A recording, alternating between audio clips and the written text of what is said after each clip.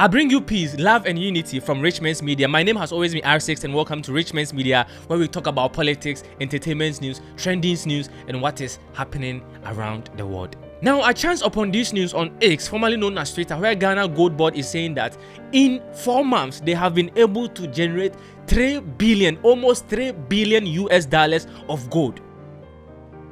Gold. 3 billion US dollars gold in 4 months. So if you multiply it by 3, then we are going to get almost 10 billion of gold in a year. The time has come for Africa to unashamedly take advantage of the natural resource endowment that God has given us. Then to think of it, Ghana is always asking for money, it's always asking for aid, always asking for financial aid from this Western world. Pull up. And this money is just coming out of gold. So imagine if we add our other exports like diamond, like timber, like oil, because Ghana we have oil, like cocoa. How much money do you think Ghana will be able to generate in a year? And this is a country where we are always going to IMF. We are always going to World Bank to ask for loans. So the question everyone is asking is, if Ghana has all these resources, why are they always asking for money? The time has come for Africa to unashamedly take advantage of the natural resource endowment that God has given us. Why are the officials always asking for financial aid from foreigners? Now, maybe you don't know why Ghana has been able to generate this amount of money. I beg to move that the Goldbod Bill 2025 be now read the 3rd time. Mr. Speaker, I so move. All members, motion move. Any seconder? Yes, Speaker, I second the motion. All members, motion move and seconded, and it is for the consideration of the House. Honourable members, as many as are in favor of the motion, say aye. Those against, say no. The ayes have it. The motion is accordingly adopted. An act to establish the Ghana Goldbod to oversee, monitor, and undertake the buying, selling, and export of gold and other precious minerals, promote value addition to the gold and other precious minerals of the country, support responsible mining and accumulation of gold reserves by the Bank of Ghana, generate foreign exchange, and provide for related matters. Honourable members, the Ghana Goldbod Bill 2025 is now read a 3rd time and passed.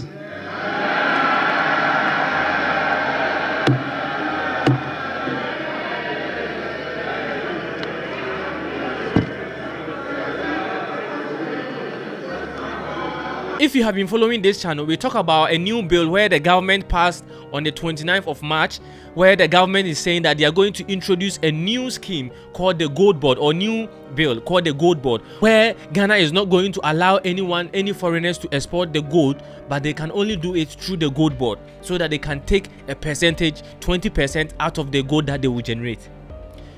This generated a lot of conversation. France News 24 was talking about it, CNN, Al Jazeera, BBC, you name all the media outlets, they were talking about it. In Africa, here on France 24, I'm Clarisse Fortuné. Our top stories. Ghana orders foreign traders to leave its gold trading market by May 1st, clearing the way for a new government-controlled monopoly. One of the world's largest gold mining firm is also denied its license renewal. France expelled. Now, after passing this bill, Ghana has been able to generate almost 3 billion US dollars of gold. After putting a ban in quotes on foreign gold traders, Ghana has been able to generate this amount of money. Now, according to the data I've got here, Ghana's gold export performance in 2025 is off to a strong start. In April alone, 9,295.34 kilograms of gold worth around 897.6 million was exported, according to new Goldbod data. That brings the total for the first 4 months to over 30.479 kilograms, valued at more than 3.7 billion. More than 3.7 billion. Now, this is the start. If you check the screen, you can find it, and if you have time, you can pause the video and go through how we have been able to achieve this from January to April. So in 29th of March, the finance minister Atoforsin came and posted this on his Twitter account. I am thrilled to announce that the Goldbod bill has been officially passed, making a transformative moment in Ghana's economic history.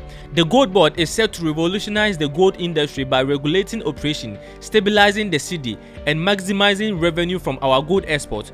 Ghana earns significant foreign exchange from gold, yet the full benefit of this valuable resource have remained limited, often at a great environmental cost. The Goldbod will change this by ensuring Ghana harness the entire gold value chain, from extraction to refining, value addition, and marketing, both locally and internationally. This will create jobs, increase revenue, and ensure that Ghana fully benefits from its natural wealth. This is a great step towards a stronger, more self-sufficient economy. The future of Ghana's gold industry has never been brighter. The future of Ghana gold has never been brighter than this, and I approved it. Because if we are able to make almost $3 billion in 4 months, do the maths. How much are we going to make in a year? So this is a step that the finance minister Atoforsin has put in place to stabilize the economy. So if we are having this amount of money, the question that people are asking is, why is Ghana always asking for financial aid from IMF, financial aid from World Bank?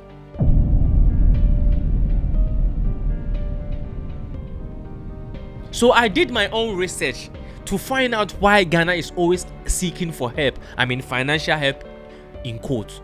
The question of why Africa, a continent rich in natural resources, often finds itself in a position of seeking foreign aid is complex and rooted in historical, political, economic, and structural challenges. While Africa is home to vast reserves of minerals, oil, and other resources, the idea that it should be begging for aid oversimplifies the situation and ignores the systematic issues that have perpetuated dependency. Colonial powers extracted Africa's resources like gold and diamonds, leaving little local infrastructure. Economic remained geared towards exporting raw materials, losing value, example cobalt export versus processed materials, perpetuating dependency. Africa's resource wealth has been a double-edged sword. During the colonial era, European powers extracted resources like gold, diamonds, and rubber, often leaving little infrastructure or system to benefit local population. This exploitation sets to precedent for resource extraction that prioritize foreign interests over local development.